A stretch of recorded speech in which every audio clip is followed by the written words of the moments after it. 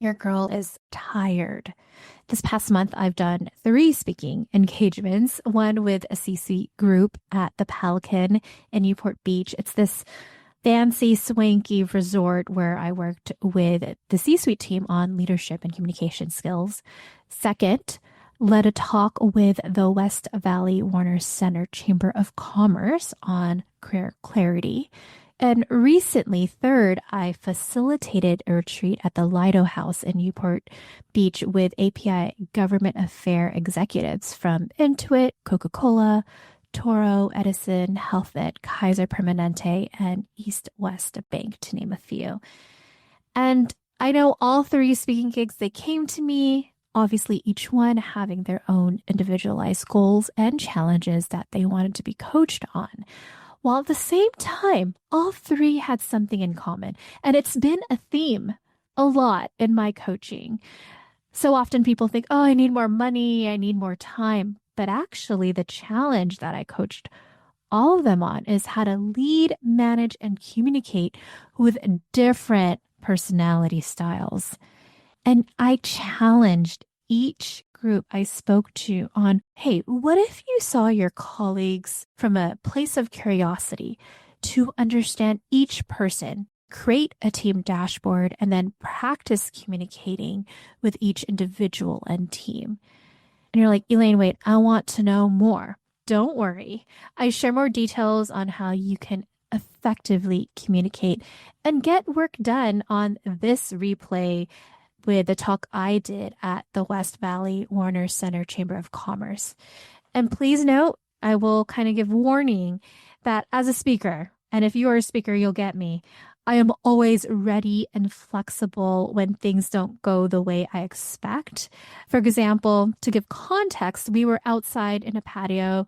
It was supposed to be inside, but things changed, which is completely fine. The great thing is I'm flexible. We're outside in this patio of a restaurant. The spacing wasn't the best to connect with everyone to do a presentation. So you'll hear how I adapted, how I honored people, attendees that came who wanted to network with one another and may not just want to hear me talk or be coached. And through this replay, you'll learn how I was able to, on the spot, effectively communicate knowing what people wanted from the event and letting go of ego that some people just didn't want to hear me speak or coach. And that was cool. I wasn't upset. I was just focused on serving. So this is a great way to hear it in action. All right, let's drop the beat. Hey, I'm Elaine Lucartas. I'm a business and career coach for women of color and allies. LA Weekly awarded me the #1 thought leader, and Apple News named me one of the top 5 business coaches. Done doing the most as a woman of color or ally, and you want to create your own definition of success and happiness? Well, grab your coffee, tea, or boba, and let's do some business and career real talk. Hi, I'm Elaine. So I am not a motivational speaker, but I think I'm pretty cool and funny. The way I like presenting is very interactive. I want to make sure all of you get value besides the drinks. You're covering the drinks, right? Open bar. I'm kidding, no.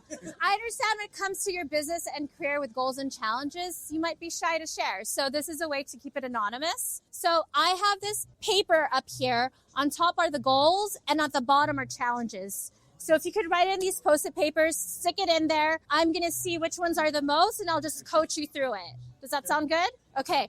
Also, I'm not the only expert here. So I share that because there's people who are like financial planners here, accounting. Yeah, there's a lot of experts here. And I think we could just learn from one another. Because I think, unfortunately, what happened 2020, like post-COVID, is we've been so siloed and we think we're the only ones that have the problems. But the reality is we're all fucked up and we could heal together. I'm not a therapist, by the way, just to be clear. I'm a coach. All right, I'm going to pass these Post-it notes and then just please stick it there, okay? I want to respect that some of you want to network. Totally fine. I'm not going to be offended about that. And I know the layout makes it really hard to talk. And I know time is really essential. So what I will do is I will stand here. If you want to get direct coaching from me and other people, feel free to come up. If you don't want to, I won't be offended. So just make the most of how you want to do tonight. Does that sound good? Yes? Okay, great. Right here. Okay, thank you. We're first. I want to know about height. What's your problem? So, okay, it's not a problem per se, What's your goal? but how do I improve employee happiness? Okay, so actually I was talking to you about it. Employee happiness. Okay, so a really good template I like using is a team dashboard. So, and then come from a place of curiosity with your team members. So have like your direct report, your supervisors all in a list, right? That's one column. The second column is what's their goal. So CFOs, finance, marketing, right? Then what's their KPI? And then what people forget is what's their communication style. Some people, you could talk to them about personal life. Other people, don't talk to them about personal life because it's offending, right? And then the other column to add is who do they get along with, well with, and why? But don't come from a place of, oh, they're very cliquey, they're best friends, but why? What about them that makes them communicate really well? So then when you approach them about a challenge or an issue, you know how to talk to them about it. So if you want that team dashboard, does anyone want that team dashboard? I work on that with my C-suite members. And then it's a constant loop. So after each meeting, after each water cooler talk, you reflect back what worked, what didn't work, especially with the people that are most difficult talking to. So does anyone do sports? Where's my baseball person? Yes. Okay. So when it comes to people, and then I would love to get your feedback as a coach. So he's a former baseball coach. He's a financial advisor for Northwestern. I have another financial advisor here. Okay, there's 3. All right, you got 3. 4. All right, nice. So she asked the question how effective the team dashboard is. So come from a place of curiosity, and each time you connect with a team member, if they're not hitting a goal, and you try a technique of how to communicate with them, see what worked, what didn't, and how you could edit it.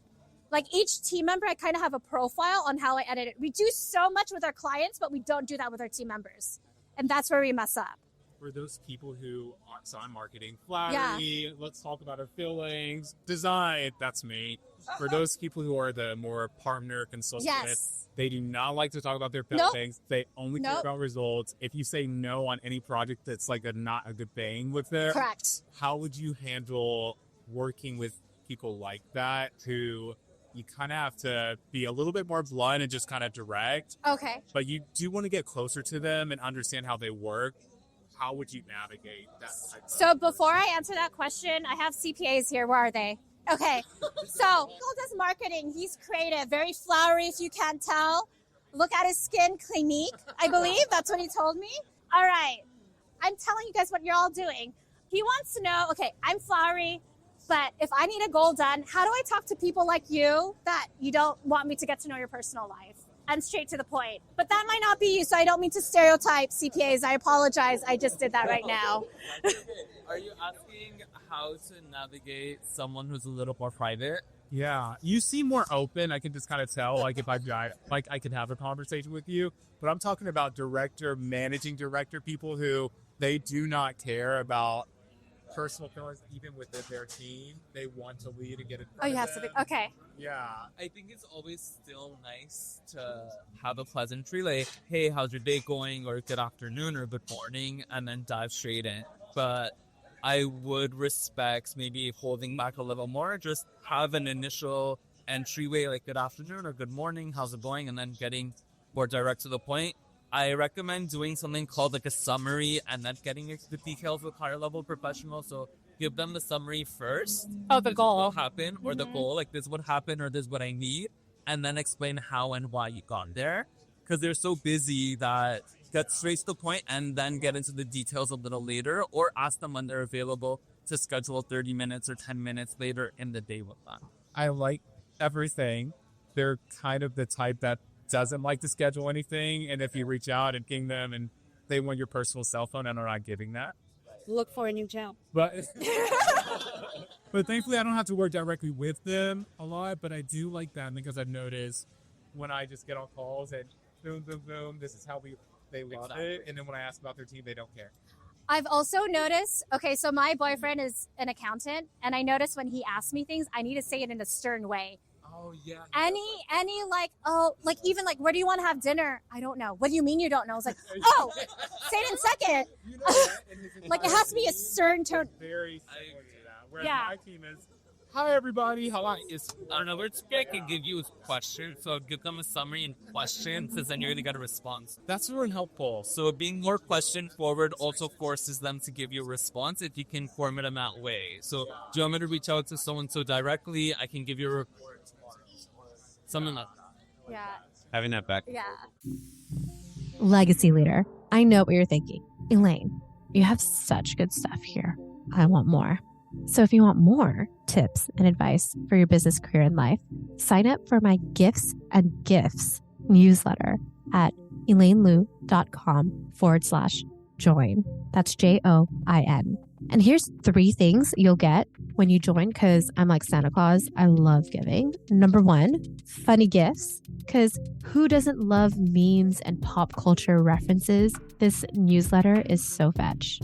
Number 2, receive actionable gifts. That's business, career, and life tips that you can start doing today.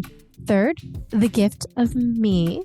Not only do you get my wins, but also my failures, my reflections. My Gifts and Gifts newsletter is like an up-to-date diary. Think Zanga or Life Journal for my fellow millennials, where I share vulnerable stories, relatable mistakes, and important life tips like what to watch on Netflix, like when's the next Bridgerton season. So if you're ready for those fun gifts and actionable gifts to create a more sustainable life, then join my newsletter at elainelu.com/join.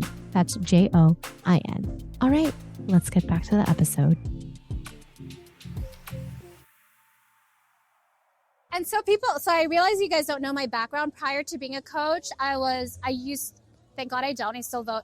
I used to work in political campaigns. So I was on a flight all the time, flying to DC, Sacramento. And I was also a former fundraiser. So I raised $12 million in 7 years. So I was around very unique type of people. You had something you want to share. Well, I was going to mention, first of all, understanding archetypes. Yeah, so when you understand the way people work, that's one thing to kind of understand that there are different types. And so when you can sort of fit someone into an archetype, that helps. And then what I like to do, I'm an AI consultant, so I use ChatGPT specifically to understand people's personalities. And when I'm not getting through to them, I will engage it and say, hey, I've asked this, I've emailed that, I've texted this, and either got this kind of response or not. And then I'll use that to kind of help me figure out how I can either communicate, get my meeting, the buy-in, whatever it is, to have it brainstorm ideas to articulate what I want to get through to the client and how I can get them from where they are to where I'm at. But again, starting with the archetype of how do they even engage and sort of meeting them where they're at. And of course, if you're doing business with them, you want to focus on why they hired you in the first place. And so I'm really trying to find out what really matters to them and focus on that. Like what really, really matters, and then adjust your conversation to how they interact against that archetype. So, ChatGPT it helps you understand they're this what they keep saying, they hired me for that.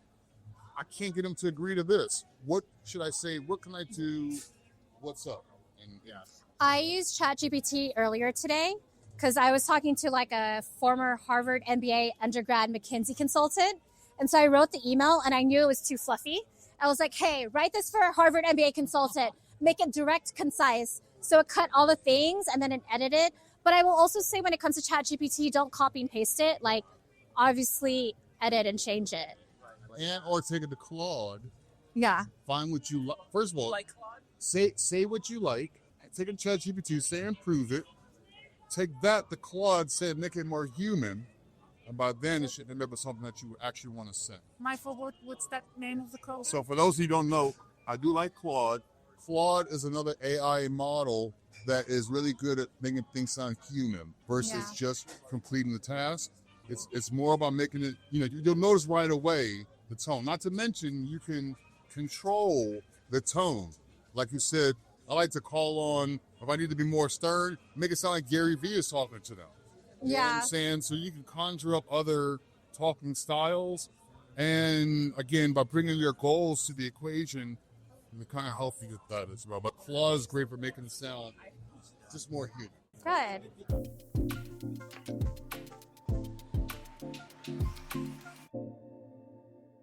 I am glad you got to hear a real life example of how I effectively communicated despite changes that happened that I didn't expect.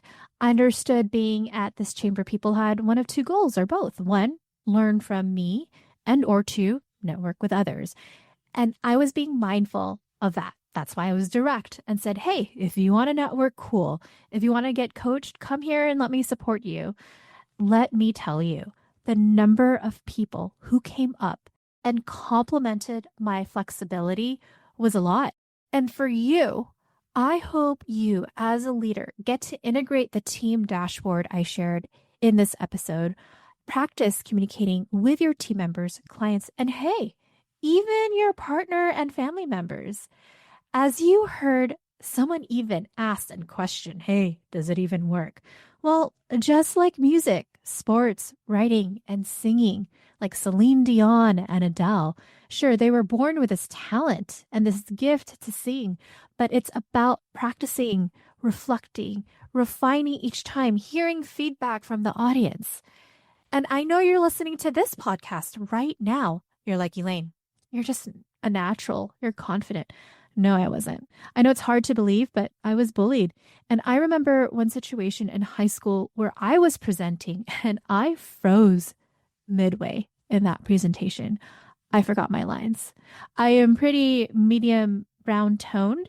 I'm sure my face was white. It was embarrassing. And after that experience in high school, because we did a lot of presentations in high school, I went to iPoly High, shout out. I practiced in front of a mirror, put my stuffies in front of the mirror, and I spoke. I played violin in high school. And at the time, similar to playing violin, practicing songs, I practiced my speeches and conversations now. It led me to where I am now, speaking at this podcast to you. So if you enjoyed this episode and learned a lot, do me a favor. Leave a 5-star rating and review if you feel called to do it. It would actually mean so much, and it would help other leaders like you find out about this podcast. 2, if you specifically found a lot of value in this episode on how to effectively communicate, hey, don't keep this to yourself. Don't gatekeep. Share this one with 1 or 2 of your friends who could benefit on how they could communicate better with unique personalities, and send them a message. Hey, I heard this episode. I know you're going through this at work. This would help you. And 3rd, if you loved hearing how I coached these leaders and you are possibly interested in working with me and helping you in your leadership and your team, then schedule a complimentary coaching session with me at elainelou.com/call. That's ELAINELOU.com/call. And if you're looking for a speaker or facilitator or MC, feel free to also reach out to me at elainelou.com. That's my email address. So it's elainelou@elainelou.com. All right, go talk to others.